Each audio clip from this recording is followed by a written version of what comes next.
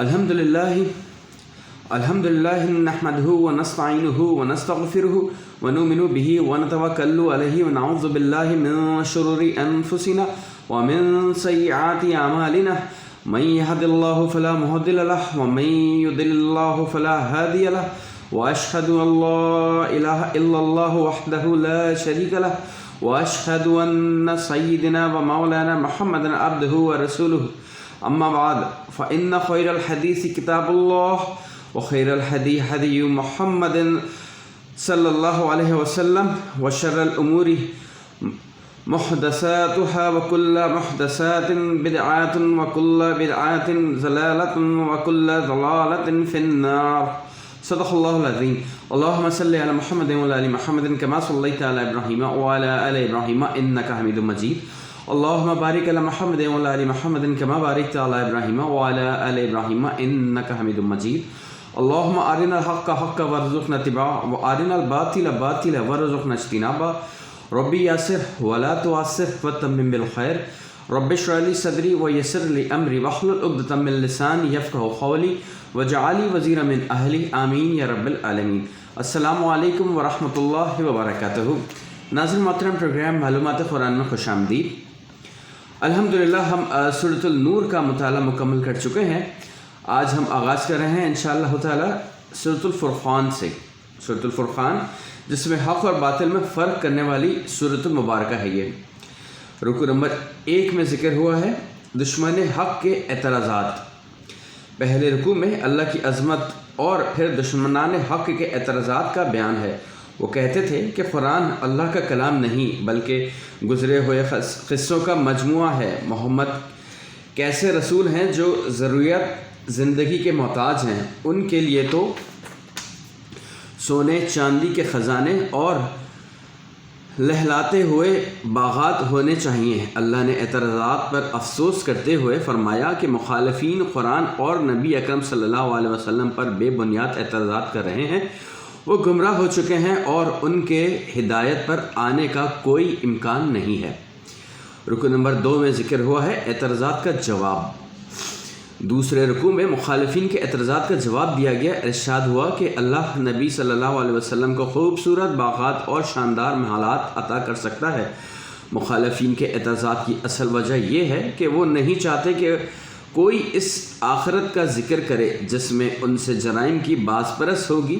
وہ کان کھول کر سن لیں کہ ان کے لیے اللہ نے دہتی ہوئی آگ تیار کر رکھی ہے جس میں وہ باہم زنجیروں میں جکڑے ہوئے ہوں گے. وہاں موت کو پکاریں گے لیکن موت نہیں آئے گی. مشرکین نے جن نیک بندوں کو اللہ کا شریک ٹھہرا کر رکھا تھا وہ اللہ کی عدالت میں مشرکین کے خلاف گواہی دیں گے. اب کوئی مشرکین پر سے عذاب کو ٹالنے والا نہ ہوگا. مزید بیان ہوا کہ اللہ نے اب تک جتنے رسول علیہ السلام بھیجے ہیں وہ سب کے سب انسان ہی تھے اور ان میں بشرا کمزوریاں تھیں. انہوں نے کمزوریوں کے باوجود اللہ کے احکامات پر عمل کر کے انسانوں پر حجت قائم کر دی. رسول اللہ صلی اللہ علیہ وسلم کی بشریت اہل باطل کے لیے آزمائش بن گئی ہے اور ان کا ظلم و ستم اہل حق کے لیے آزمائش ہے. اللہ سب کی طرز عمل کو دیکھ رہا ہے اور ان قریب حق و باطل میں فیصلہ کر دے گا. 18واں پارہ یہاں پہ مکمل ہوا ہے اور اب ہم آغاز کر رہے ہیں 19ویں پارے سے. اعوذ باللہ من الشیطان الرجیم. بسم اللہ الرحمن الرحیم.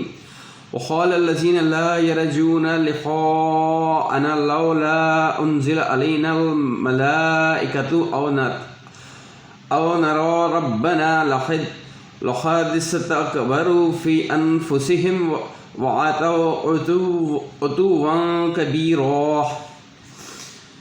19ویں پارے میں سورۃ الفرقان کے آخری 4 رکوع سورہ شعراء کے 11 رکوع یعنی مکمل سورت اور سورہ نمل کے 7 میں سے 4 رکوع شامل ہیں. رکوع نمبر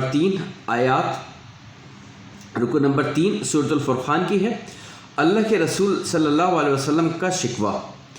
سورۃ الفرقان کے 3 رکوع میں مخالفین حق یہ اعتراضات نقل ہوئے کہ اللہ فرشتے بھیج کر ہم پر براہ راست وحی نازل کیوں نہیں کر دیتا یا بذات خود سامنے آ کر کیوں نہیں بتاتا کہ محمد صلی اللہ علیہ وسلم میرے نبی ہیں.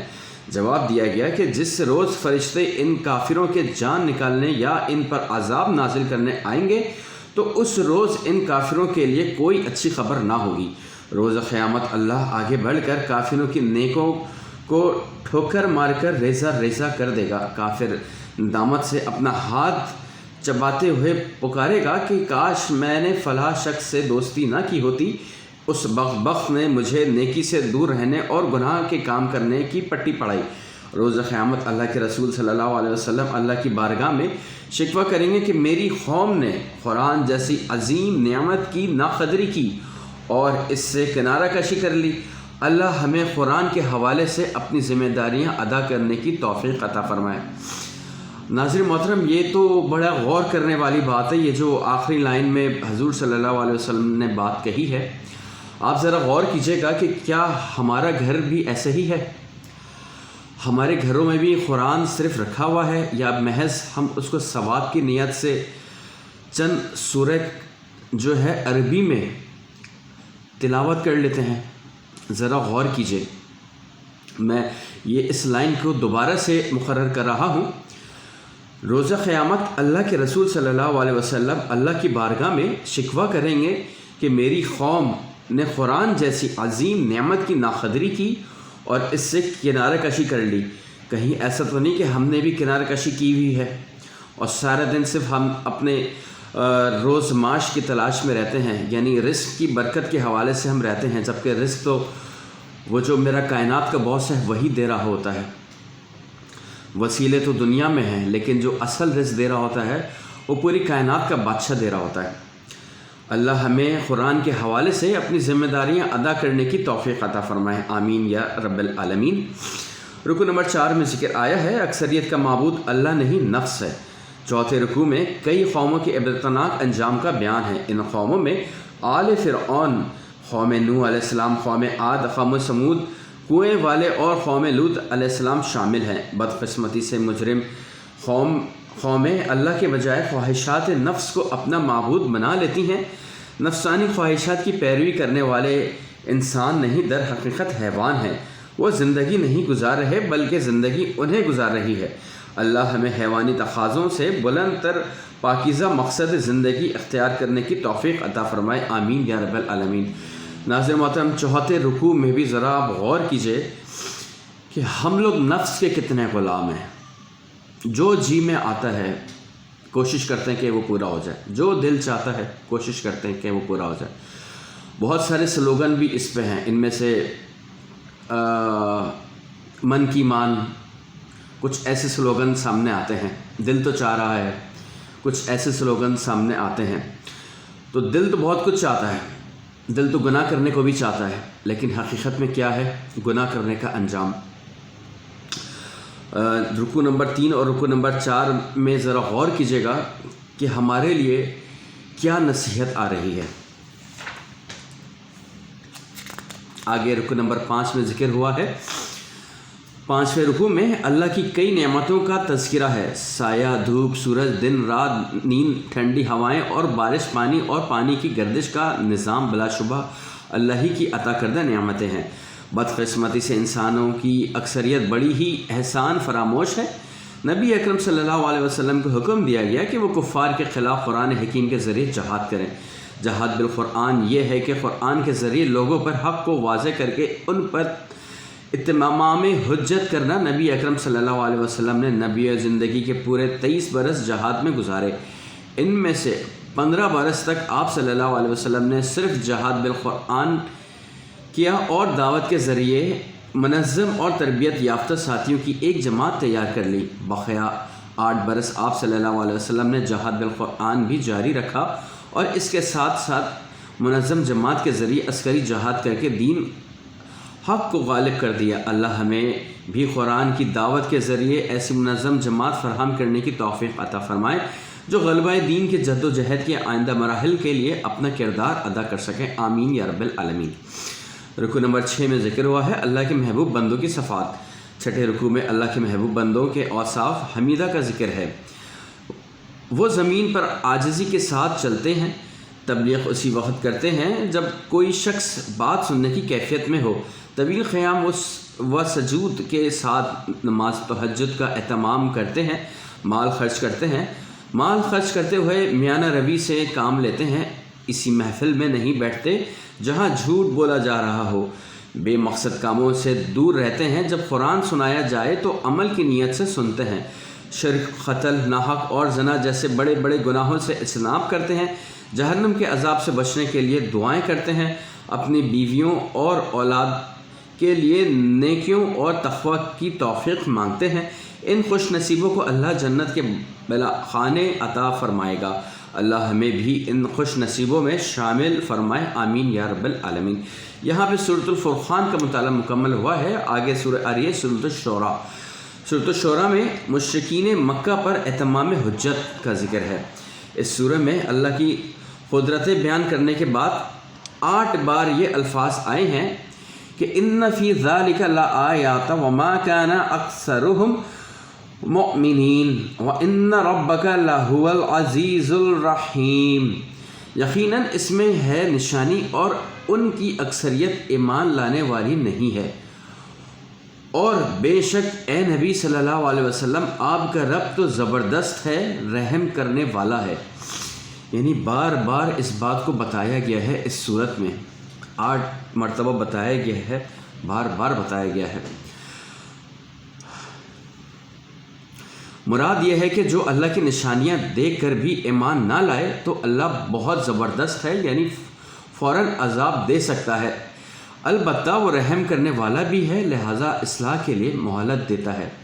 ناظرین محترم، آج ذرا اپنے عمر کا حصہ کو کاؤنٹ کیجئے کہ ہم کس عمر میں آئے ہیں اور ہمیں ابھی تک کتنی مہلتیں مل چکی ہیں، ہم نے ابھی تک کتنے اللہ تعالیٰ کے احکامات کو مانا ہے، ماننا تو دور کی بات، ہم نے کتنا اللہ کے احکامات کو جاننے کی کوشش کری ہے اپنی زبان میں، تاکہ ہمیں پتہ چل سکے کہ اللہ کے احکامات قرآن مجید میں کیا لکھے ہیں کہ جس پہ ہم عمل کر سکیں۔ اللہ ہمیں آگ کے عذاب سے بچائے، اللہم اجرنا من النار، اللہم اجرنا من النار، اللہم اجرنا من النار۔ اللہ ہمیں دنیا کے بھی عذاب سے بچائے اور دین کے عذاب سے بھی بچائے۔ رکو نمبر 1 میں ذکر ہوا ہے مشرکین مکہ کی مجرمانہ روش۔ پہلے رکو میں مشرکین مکہ کی مجرمانہ روش کا ذکر ہے، وہ اللہ کی کئی نشانیاں دیکھ چکے ہیں لیکن پھر بھی ایمان نہیں لا رہے۔ نبی اکرم صلی اللہ علیہ وسلم کی دلجوئی کے لیے کہا گیا کہ اگر اللہ چاہے تو ایسا معجزہ دکھا دے کہ وہ ایمان لانے پر مجبور ہو جائیں، لیکن اللہ کو تو وہ ایمان مطلوب ہے جو بالغیب ہو، ان پر حجت پوری ہو چکی ہے۔ جس طرح اللہ مردہ زمین کو دوبارہ زندہ کرتا ہے، اسی طرح انہیں بھی مرنے کے بعد دوبارہ زندہ کرے گا اور پھر آخرت کی شدید عذاب کا مزہ چکھائے گا۔ اللہم اجرنا من النار، اللہم اجرنا من النار، اللہم اجرنا من النار۔ اللہ ہم لوگوں کو اور آپ لوگوں کو آگ کے عذاب سے بچائے۔ رکو نمبر 6 میں ذکر ہوا ہے حقیقی رب کون ہے۔ دوسرے رکو میں حضرت موسیٰ علیہ السلام اور فرعون کے درمیان دلچسپ مقابلہ کا بیان ہے۔ اللہ نے حضرت موسیٰ علیہ السلام اور حضرت ہارون علیہ السلام کو حکم دیا کہ فرعون کے پاس جاؤ اور اسے رب کائنات پر ایمان لانے کی دعوت دو۔ فرعون نے حضرت موسیٰ علیہ السلام کو طعنہ دیا کہ ہم تمہارے پرورش کی، لیکن تم نے احسان فراموش کرتے ہوئے ہمارے ہی ایک آدمی کو قتل کر دیا۔ حضرت موسیٰ علیہ السلام نے ارشاد فرمایا کہ مجھ سے یہ خطا اس وقت ہوا تھا جب کہ میں ابھی حق کی تلاش میں تھا، اب اللہ نے مجھے حق سے آگاہ فرما کر نبوت سے سرفراز فرما دیا ہے اور میری ماضی کے خطاؤں کو معاف کر دیا ہے۔ البتہ ذرا اپنے گریبان میں جھانکو کہ تم مجھ پر پرورش کا احسان دھر رہے ہو اور تم نے میری پوری قوم کو اپنا غلام بنا رکھا ہے۔ فرعون نے فوراً گفتگو کا موضوع بدلتے ہوئے پوچھا کہ رب کائنات کون ہے؟ حضرت موسیٰ علیہ السلام نے جواب دیا کہ اللہ جو تمام آسمان اور زمین، مشرق مغرب اور نہ صرف تمہارا بلکہ تمہارے باپ دادا سب کا رب ہے۔ فرعون لاجواب ہو گیا۔ اس نے حضرت موسیٰ علیہ السلام کو دھمکی دی کہ میں تمہیں قید کر دوں گا۔ البتہ جب حضرت موسیٰ علیہ السلام نے اپنی لاٹھی پھینکی اور وہ خطرناک اژدہا بن گئی تو فرعون کے ہوش ٹھکانے آ گئے۔ اس طرح حضرت موسیٰ علیہ السلام کے ہاتھ نے ید بیضا کی صورت اختیار کی تو وہ اور مرعوب ہو گیا اور اس نے دربار خواست کر دیا اس نے۔ رکو نمبر 3 میں ذکر ہوا ہے حضرت موسیٰ علیہ السلام اور جادوگروں کے درمیان مقابلہ۔ تیسرے رکو میں بیان کیا گیا کہ فرعون نے حضرت موسیٰ علیہ السلام کے پیش کردہ معجزات کو جادو قرار دیا۔ اس نے طے کیا کہ ان معجزات کا توڑ ماہر جادوگروں کے ذریعے سے کیا جائے۔ ملک بھر سے تمام ماہر جادوگروں کو جمع کیا۔ جادوگروں نے اپنی لاٹھیاں اور رسیاں پھینکی۔ وہ لاٹھیاں رسیاں بظاہر رینگنے ہوئے سانپ محسوس ہوئیں۔ حضرت موسیٰ علیہ السلام نے اپنا عصا پھینکا جس نے حقیقی اژدہے کی صورت اختیار کرتے ہوئے جادوگروں کی لاٹھیوں اور رسیوں کو نگل لیا۔ جادوگروں نے دیکھ لیا کہ حضرت موسیٰ علیہ السلام کا عصا حقیقی اژدہا بنا ہے اور ایسا ہونا جادو کے ذریعے ممکن نہیں، لہٰذا وہ بے اختیار سجدہ میں گر گئے اور اللہ سبحانہ تعالیٰ کی وحدانیت پر ایمان لے آئے۔ فرعون نے انہیں ہاتھ پاؤں کاٹنے اور صلیب پر لٹکانے کی دھمکی دی۔ جادوگروں نے بڑے حوصلے سے جواب دیا کہ ہمیں اب اپنی زندگی کی کوئی پرواہ نہیں، ہم رب حقیقی پر ایمان لا چکے ہیں، امید ہے کہ وہ ہماری تمام خطاؤں سے درگزر فرمائے گا کیونکہ ہم نے حق کو سامنے آتے ہی قبول کر لیا۔ رکو نمبر 4 میں ذکر ہوا ہے اللہ پر توکل کی اعلیٰ مثال۔ چوتھے رکو میں ذکر ہے کہ حضرت موسیٰ علیہ السلام اللہ کے حکم سے اپنی قوم کو لے کر مصر سے نکل پڑے۔ فرعون نے اپنے لشکروں کے ساتھ ان کا تعاقب کیا۔ فرعون کے لشکر جب ان کے بالکل قریب پہنچ گئے تو قوم موسیٰ علیہ السلام نے کہا کہ ہم تو مارے گئے، پیچھے فرعون ہے اور آگے سمندر، اب تو بچاؤ کا کوئی راستہ نہیں۔ ایسے میں حضرت موسیٰ علیہ السلام نے اللہ پر توکل کی اعلیٰ مثال قائم فرمائی۔ انہوں نے اطمینان سے فرمایا کہ بے شک میرے ساتھ میرا رب ہے، وہ ضرور راستہ نکال دے گا۔ اللہ کے حکم سے حضرت موسیٰ علیہ السلام نے سمندر پہ عصا مارا، سمندر پھٹ گیا اور اس میں ایک خشک راستہ وجود میں آ گیا۔ اس سے گزر کر حضرت موسیٰ علیہ السلام اور ان کے ساتھیوں سمندر کے دوسرے کنارے پر پہنچ گئے۔ فرعون اور اس کا لشکر جب راستہ کے درمیان پہنچا تو راستہ کے دونوں طرف کا پانی مل گیا اور وہ سب ڈوب کر ہلاک ہو گئے۔ رکو نمبر 5 میں ذکر ہوا ہے ذکر معرفت ربانی حضرت ابراہیم علیہ السلام کی زبانی۔ 5ویں رکو میں حضرت ابراہیم علیہ السلام کا ایمان افروز ذکر ہے۔ انہوں نے اپنے والد اور قوم سے فرمایا کہ معبود حقیقی اللہ کے سوا دیگر تمام معبود میرے خیر خواہ نہیں بلکہ دشمن ہے۔ اللہ ہی نے مجھے پیدا کیا اور وہی مجھے سیدھی راہ کی ہدایت عطا فرماتا ہے، وہی مجھے کھلاتا اور پلاتا ہے، جب میں بیمار ہوتا ہوں تو وہی مجھے شفا دیتا ہے اور پھر وہی مجھے موت دے گا اور وہی دوبارہ زندہ کرے گا۔ امید ہے کہ وہ مہربان ذات روز اجزا میری تمام خطاؤں کو معاف فرما دے گی، اور اے میرے رب مجھے حکمت اور دنیا آخرت میں صالحین کی رفاقت نصیب فرمایا، میرے بعد والوں میں بھی میرا ذکر خیر جاری فرما، مجھے نعمتوں والی جنت کا وارث بنا، مجھے روز قیامت کے رسوائی سے محفوظ فرما، وہ روز کہ جب مال اور بیٹے نہیں بلکہ وہ مال کام آئے گا جس پر نہ گناہوں کی آلودگی ہو اور نہ ہی غفلت کے پردے۔ اللہ ہم سب کے حق میں یہ دعائیں قبول فرمائے، آمین۔ رکو نمبر 6 میں ذکر ہوا ہے اہمیت پیشہ کی نہیں کردار کی ہے۔ 6 رکو میں حضرت نوح علیہ السلام کی بے لوث دعوت کا بیان ہے۔ انہوں نے قوم کو اللہ کا تقویٰ اختیار کرنے کی تلقین کی اور اس کے لیے ان سے اپنی اطاعت کا مطالبہ کیا، ساتھ ہی واضح کر دیا کہ میں اس تبلیغ پر کسی قسم کے اجر کا طلبگار نہیں۔ قوم کی اکثریت نے کہا کہ ہم کیسے آپ کی پیروی کریں جبکہ آپ کے ساتھی تو ہمارے معاشرے کے غریب اور کم تر لوگ ہیں۔ حضرت نوح علیہ السلام نے جواب دیا کہ مجھے اس سے سروکار نہیں کہ ان کا کیا پیشہ ہے، میں ایسے نیک سیرت لوگوں کو نہیں چھوڑ سکتا۔ طویل عرصہ کے بحث کے بعد قوم نے حضرت نوح علیہ السلام کو سنگار کرنے کی دھمکی دی۔ حضرت نوح علیہ السلام نے اللہ سے مدد کی درخواست کی۔ اللہ نے حضرت نوح علیہ السلام اور ان کے ساتھ اہل ایمان کو ایک کشتی کے ذریعے محفوظ رکھا اور باقی پوری قوم کو ایک طوفان کے ذریعے غرق کر دیا۔ رکو نمبر 7 میں ذکر ہوا ہے قوم عاد کی ہٹ دھرمی۔ 7ویں رکو میں قوم عاد کی ہٹ دھرمی کا ذکر ہے۔ حضرت ہود علیہ السلام نے قوم سے تقاضا کیا کہ اللہ کا تقوی اختیار کرو اور اس کے لیے میری اطاعت کرو۔ تم بلند یادگار بنا کر وسائل کو ضائع کرتے ہو، عمارات کی مضبوطی پر بلا وجہ پیسہ برباد کرتے ہو، محکوم قوموں کے ساتھ ظلم و زیادتی کرتے ہو۔ اس اللہ کی نافرمانی سے بچو جس نے تمہیں مویشی حسین باغات اور بہتے ہوئے چشمے عطا فرمائے۔ اگر تم نے تو توبہ نہیں کی تو پھر اندیشہ ہے کہ تم پر ایک بڑا عذاب آ جائے گا۔ قوم نے حقارت سے اکڑ کر کہا کہ ہمیں نصیحت کرو یا نہ کرو، ہم پر کوئی اثر نہ ہوگا، ہم پر کوئی عذاب نہ آئے گا۔ ماضی میں بھی قوموں کو ایسی دھمکیاں دی جاتی رہی ہیں۔ آخر کار اللہ کا غضب بھڑک اٹھا اور اللہ نے تمام مجرموں کو ہلاک کر دیا۔ رکو نمبر 8 میں ذکر ہے قوم سمود کا تکبر۔ 8ویں رکو میں قوم سمود کے تکبر کا ذکر ہے۔ حضرت صالح علیہ السلام نے اس قوم کو اپنی اطاعت اور اللہ کی نافرمانی سے بچنے کی تلقین کی۔ ان سے کہا کہ غور کرو کہ تم ہمیشہ خوبصورت باغات اور ٹھنڈے چشموں سے فیضیاب اور طرح کے فصلوں اور بازم کھجوروں سے لطف اندوز ہوتے رہو گے، پہاڑوں کو تراش کر کے آرام دہ گھر بناتے رہو گے، نہیں ایک روز تمہیں ان نعمتوں کا حساب دینا ہوگا۔ لہٰذا اللہ کی بندگی کرو اور فساد مچانے والوں کی پیروی مت کرو۔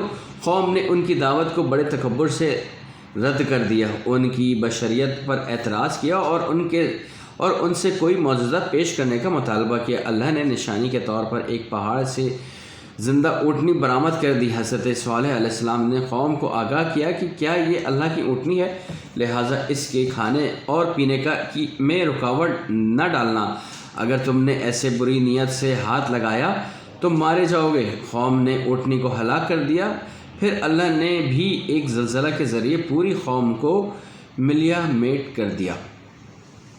رکوع نمبر 9 میں ذکر ہوا ہے قوم لوط علیہ السلام کی بے حیائی۔ 9ویں رکوع میں قوم لوط علیہ السلام کی بے حیائی کا ذکر ہے۔ حضرت لوط علیہ السلام نے قوم کو دعوت دی کہ اللہ کی نافرمانی سے بچو اور میرا کہنا مانو، تم ہم جنس پرستی کی بدترین گناہ میں ملوث ہو، اس سے باز آ جاؤ۔ قوم نے کہا کہ اے لوط، تم ہمیں نصیحت کرنے سے باز آ جاؤ ورنہ ہم تمہیں بستی سے نکال دیں گے۔ حضرت لوط علیہ السلام نے اللہ سے مدد کی التجا کی اور حضرت لوط علیہ السلام اور ان کے گھروں والوں کی بحفاظت بستی سے نکال لیا۔ البتہ ان کی بیوی بستی میں رہی، اللہ نے اس بستی کو الٹ دیا اور بستی والوں کو کنکریاں کی بارش کے ذریعے نیست و نابود کر دیا۔ رکوع نمبر 10 میں ذکر ہوا ہے ناپ تول میں کمی کی سزا۔ 10ویں رکوع میں جنگل والی قوم کے جرائم کا ذکر ہے۔ حضرت شعیب علیہ السلام نے ان سے مطالبہ کیا کہ میری اطاعت کرو، اللہ کی نافرمانی سے بچو، ناپ تول میں کمی نہ کرو اور لوٹ مار کر کے فساد نہ مچاؤ۔ قوم نے حضرت شعیب علیہ السلام کی دعوت کو رد کیا اور کہا کہ ہم پر آسمان کو گرا دو۔ اللہ نے ایک اندھیری والے دن جب کہ آسمان پر سیاہ بادل چھائے ہوئے تھے تو مجرم قوم کو بجلیاں گرا کر ہلاک کر دیا۔ رکوع نمبر 11 میں ذکر ہوا ہے قرآن حکیم کی عظمت۔ 11ویں رکوع میں عظمت قرآن کا بیان ہے۔ قرآن اللہ کا کلام ہے جسے اس نے حضرت جبرائیل علیہ السلام کے ذریعے نبی اکرم صلی اللہ علیہ وسلم کے مبارک قلب پر نازل کیا۔ یہ نزول الفاظ کے ساتھ واضح عربی زبان میں ہوا۔ اس کے نزول کے پیشن گوئیاں سابقہ آسمانوں کی کتابوں میں بھی تھیں۔ جو قرآن کو اللہ کا کلام نہیں مانتے وہ عذاب سے دوچار ہوں گے۔ قرآن نہ کسی کاہن کا کلام ہے اور نہ ہی شاعر کا۔ شاعروں کی پیروی کرنے والے گمراہ قسم کے لوگ ہوتے ہیں۔ شاعر ہر محفل کا رنگ دیکھ کر اسی کے مطابق شعر کہتے ہیں تاکہ داد اور نذرانے وصول کر سکیں۔ وہ دعوے بڑے بڑے کرتے ہیں لیکن عمل کے اعتبار سے انتہائی پست کردار رکھتے ہیں۔ اس کے برعکس نبی اکرم صلی اللہ علیہ وسلم کی پیروی کرنے والے انتہائی پارسا ہیں۔ آپ صلی اللہ علیہ وسلم ہر محفل میں ایک ہی دعوت پیش فرماتے ہیں اور لوگوں سے کسی اجر کے طلبگار نہیں ہیں۔ آپ صلی اللہ علیہ وسلم لوگوں کو جس بات کی دعوت دیتے ہیں سب سے پہلے خود اس پر عمل کرتے ہیں۔ البتہ کچھ نیک سیرت شاعر بھی ہوتے ہیں جو شریعت پر عمل کرتے ہیں۔ شاعر کے ذریعے اللہ کا کلام اللہ کا ذکر اور اسلامی تعلیمات کی تبلیغ کرتے ہیں، اور اسلامی شاعر پر اعتراضات کرنے والے شاعروں کے خبیث کلام کا منہ توڑ جواب دیتے ہیں۔ یہاں مکمل ہوا ہے سورۃ الشعراء، اور سورۃ الشعراء کے بعد آغاز ہو رہا ہے سورۃ النمل کا۔ سورۃ النمل جو کہ 19ویں پارے میں ہے، اور اس میں اللہ کی بے مثال قدرتوں کا بیان ہے۔ رکو نمبر 1 میں ذکر ہوا ہے قرآن کے لیے ہدایت ہے۔ قرآن کن لوگوں کے لیے ہدایت ہے؟ پہلے رکوع میں آگاہ کیا گیا کہ قرآن کریم ایک واضح کتاب ہے جو ان مومنوں کے لیے ہدایت ہے جو نماز قائم کریں، زکوٰۃ دیں اور آخرت کے واقع ہونے پر پختہ یقین رکھیں۔ جو لوگ آخرت پر ایمان نہیں رکھتے ان کے لیے دنیا کی عارضی لذتیں مغروب کر دی جاتی ہیں، روز قیامت ان کے لیے بدترین عذاب ہوگا۔ اس کے بعد حضرت موسیٰ علیہ السلام پر ضرورت نبوت کا ذکر ہے۔ حضرت موسیٰ علیہ السلام اپنے گھر والوں کو لے کر مدین سے مصر آ رہے تھے کہ اللہ نے ان پر وحی نازل کی اور واضح نشانیاں دے کر قوم فرعون کے پاس بھیجا۔ قوم فرعون نے ان نشانیوں کو دیکھ کر پہچان لیا کہ یہ معجزات ہیں، البتہ سرکشی کرتے ہوئے انہیں جادو کہہ کر جھٹلایا۔ اللہ نے انہیں برے انجام سے دوچار کیا۔ رکو نمبر 6 میں ذکر ہے حضرت سلیمان علیہ السلام پر اللہ کا فضل۔ دوسرے رکوع میں حضرت سلیمان علیہ السلام پر اللہ کے فضل کی تفصیل بیان کی گئی۔ انہیں اللہ نے ایسے لشکر عطا کیے جن میں انسانوں کے علاوہ جنات اور پرندے بھی شامل تھے۔ پھر انہیں پرندوں اور حشرات الارض کی بولیوں کی سمجھ دی۔ ایک روز جب ان کا لشکر ایک ایسی وادی سے گزرا جہاں چونٹیوں کی کثرت تھی، تو ایک چونٹی نے پکار کر دیگر چونٹیوں سے کہا کہ اپنے بلوں میں داخل ہو جاؤ، ایسا نہ ہو کہ حضرت سلیمان علیہ السلام کا لشکر تمہیں کچل دے۔ اس کی یہ پکار سن کر حضرت سلیمان علیہ السلام ہنس پڑے اور اللہ کا شکر ادا کیا۔ پھر حضرت سلیمان علیہ السلام نے اپنے لشکروں کا جائزہ لیا تو دیکھا کہ ہدہد نامی پرندہ بغیر رخصت کے غائب ہے۔ انہوں نے فرمایا کہ اگر وہ کوئی معقول عذر لے کر نہ آیا تو اسے سزا دی جائے گی۔ کچھ ہی دیر میں ہدہد آ گیا۔ اس نے بتایا کہ وہ یمن میں سبا نام کی ایک قوم دیکھ کر آیا ہے۔ اس کی حکمران کی ایک ملکہ ہے جس کے پاس ہر نعمت اور خاص طور پر انتہائی نفیس و قیمتی تخت ہے۔ وہ قوم اللہ کے بجائے سورج کو معبود بناتی ہے۔ حضرت سلیمان علیہ السلام نے ہدہد کے حوالے اپنا خط کیا کہ جا کر مل کے سبا کو دے آؤ، بلکہ سبا کو جب حضرت سلیمان علیہ السلام کا خط ملا تو اس نے فوراً اپنی ریاست کے تمام عمادین کو جمع کیا، انہیں حضرت سلیمان کا خط پڑھ کر سنایا۔ اس خط میں حضرت سلیمان علیہ السلام نے قوم سبا کو پیغام بھیجا تھا کہ میری اطاعت قبول کر کے میرے دربار میں حاضر ہو جاؤ۔ رکو نمبر 3 میں ذکر ہوا ہے ملکہ سبا کا قبول اسلام۔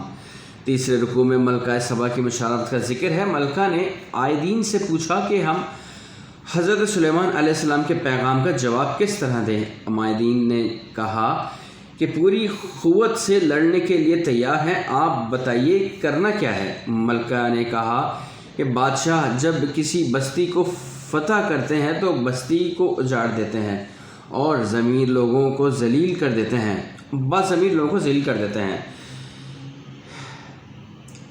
میں ذرا چند تحائف بھیج کر اس بادشاہ کے مزاج کا اندازہ لگاتی ہوں کہ آیا وہ دنیا پرست ہیں یا نہیں۔ حضرت سلیمان علیہ السلام نے ملکہ بھیجے ہوئے تحفظ لوٹائے۔ ملکہ کو اندازہ ہو گیا کہ حضرت سلیمان علیہ السلام عام بادشاہوں سے مختلف ہیں۔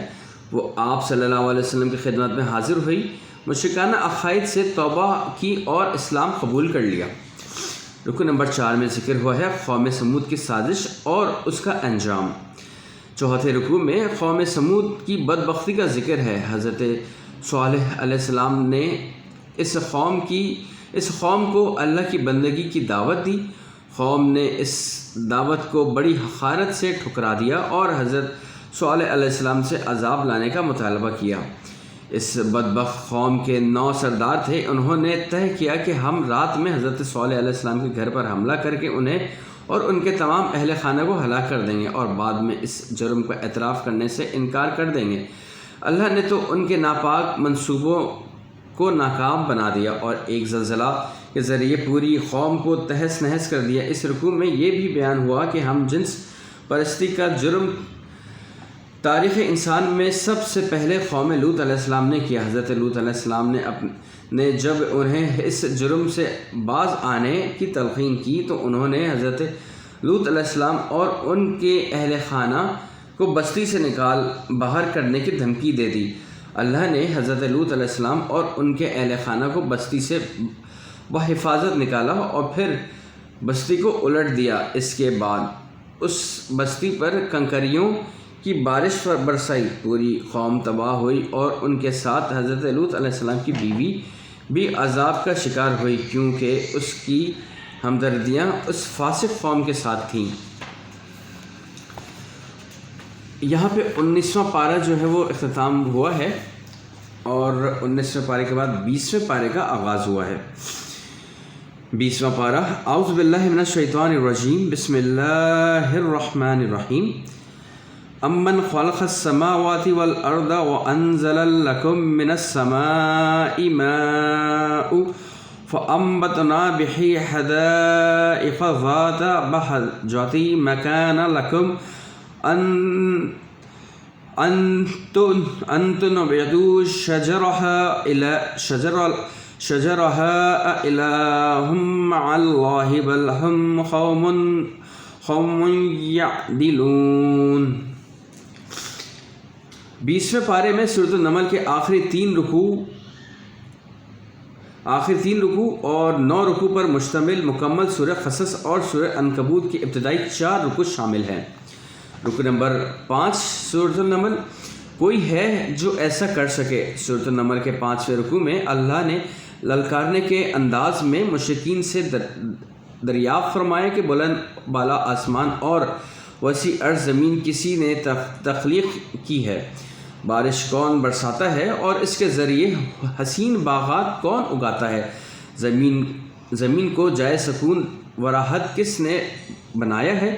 زمین میں نہریں کس نے بہا دی ہیں. بھوجل پہاڑوں کے ذریعے زمین کو توازن کس نے بخشا ہے. میٹھے اور نمکین پانی کی آمیزش روکنے کا انتظام کس نے کیا ہے.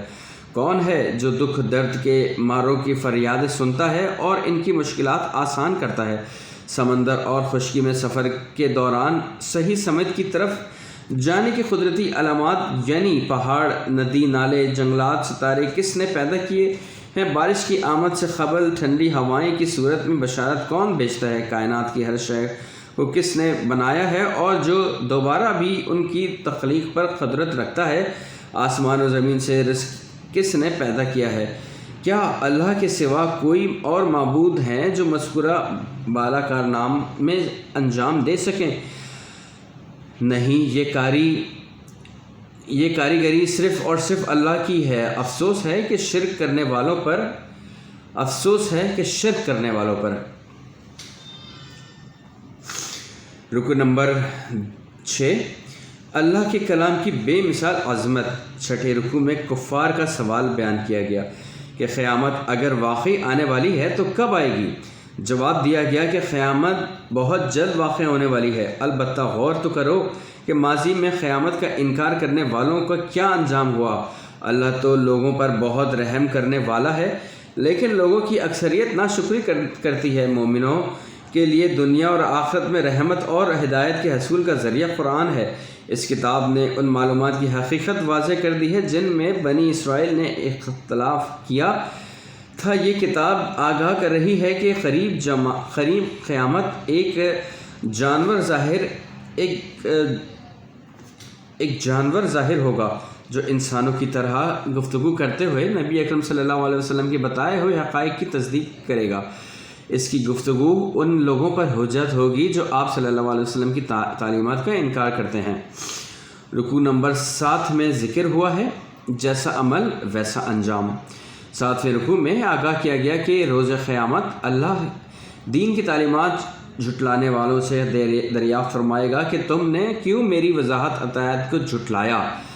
وہ ندامت کے مارے جواب نہ دے سکیں گے اور پھر جہنم میں پھینک دیے جائیں گے۔ اللہم اجرنی من النار، اللہم اجرنی من النار، اللہم اجرنی من النار۔ اللہ میرے گھر والوں اور آپ کے گھر والوں کو جہنم کی آگ سے بچائے، ساتھ ہم لوگوں کو بھی۔ روز قیامت سور میں پھونک ماری جائے گی اور تمام مخلوقات پر لرزہ طاری ہو جائے گا۔ وہ سب اللہ کی بارگاہ میں عاجزی کے ساتھ حاضر ہوں گی۔ جو انسان نیکی اور تمام مخلوقات پر روز قیامت سور پھونک ماری جائے گی اور تمام مخلوقات پر لرزہ طاری ہو جائے گا۔ وہ سب اللہ کی بارگاہ میں عاجزی کے ساتھ حاضر ہوں گے۔ جو انسان نیکی لے کر آیا اسے ایک نیکی کا کئی گنا اجر ملے گا۔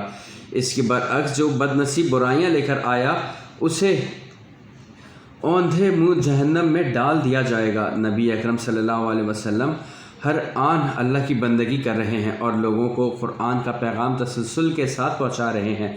جو قرآن کی دعوت قبول کرے گا اسے اچھا بدلہ مل کر رہے گا۔ جو یہ دعوت قبول نہ کرے گا برے انجام سے دوچار رہے گا، اور اللہ عنقریب اپنی ایسی نشانیاں دکھائے گا کہ لوگ جان لیں گے کہ قرآن مجید اللہ کا کلام برحق ہے۔ ناظرین محترم، کتنی نشانیاں تو ہم دیکھ چکے ہیں، ایون سن بھی چکے ہیں۔ کیا ہمارا قرآن کے ساتھ طرز عمل کیسا ہے؟ یہ ہمیں خود آڈٹ کرنا چاہیے اپنا اور اپنی نفس کا، کہ کہیں ایسا تو نہیں کہ ہم صبح سے لے کر رات تک صرف اور صرف اپنے ذریعہ معاش میں پورا دن لگا رہے ہوں، پورا وقت لگا رہے ہوں اور اللہ کا کلام وہیں کا وہیں رکھا ہوا ہو۔ اللہ تعالیٰ ہمیں اپنے کلام کو پڑھنے، سمجھنے اور اس پہ عمل کرنے کی توفیق عطا فرمائے۔ ناظرین محترم، یہاں پہ سورۃ النمل کا مطالعہ جو ہے وہ مکمل ہوا ہے اور اب آغاز ہونے جا رہا ہے سورۃ القصص کا۔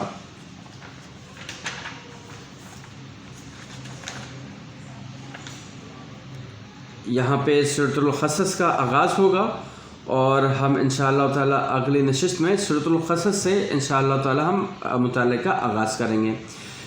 میں دعا کرتا ہوں خود اپنے لیے، آپ کے لیے، اپنے گھر والوں اور آپ کے گھر والوں کے لیے، اپنے تمام دوستوں کے لیے، اپنے تمام رشتہ داروں کے لیے، تمام بزرگوں کے لیے اور تمام بچوں کے لیے، تمام مسلمانوں کے لیے اللہ تعالیٰ ہم لوگوں کو اپنے کلام کو اپنی زبان میں سیکھنے، اپنی زبان میں سمجھنے اور اور پھر اس کے اوپر عمل کرنے، لوگوں کو تبلیغ کرنے کی توفیق عطا فرمائے۔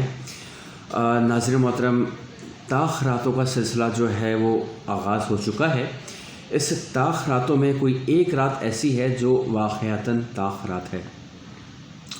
اس طاق رات میں آئیے میرے ساتھ مل کر ان پورے 10 دنوں میں طاق رات کو ڈھونڈنے کی کوشش کریں اور قرآن کے ساتھ جڑ جائیں، اللہ کے کلام کے ساتھ جڑ جائیں، سمجھیں کہ اللہ ہم سے کیا چاہتا ہے، سنیں اللہ ہم سے کیا چاہتا ہے۔ اللہ نہ کرے، اللہ نہ کرے، اللہ نہ کرے کہ ہم عذاب میں مبتلا ہو جائیں اور ہمارے گھر والے عذاب میں مبتلا ہو جائیں۔ اس عذاب سے بچنے کے لیے اللہ تعالیٰ نے ہمیں یہ ہدایت کی کتاب دی ہے۔ اس ہدایت کی کتاب کو اپنے اور اپنے گھر والوں کے لیے بھرپور استعمال کیجیے۔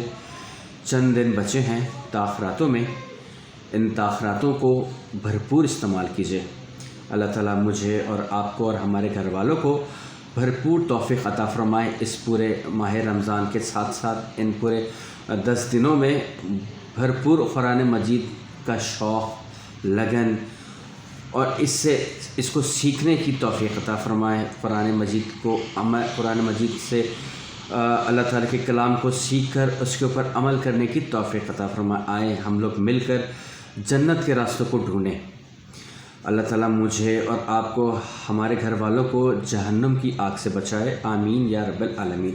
انشاءاللہ تعالیٰ ملاقات کرتے ہیں اگلے نشست میں، جب تک کے لیے اجازت دیجیے۔ وآخر دعوانا ان الحمد للہ رب العالمین۔ السلام علیکم ورحمۃ اللہ وبرکاتہ۔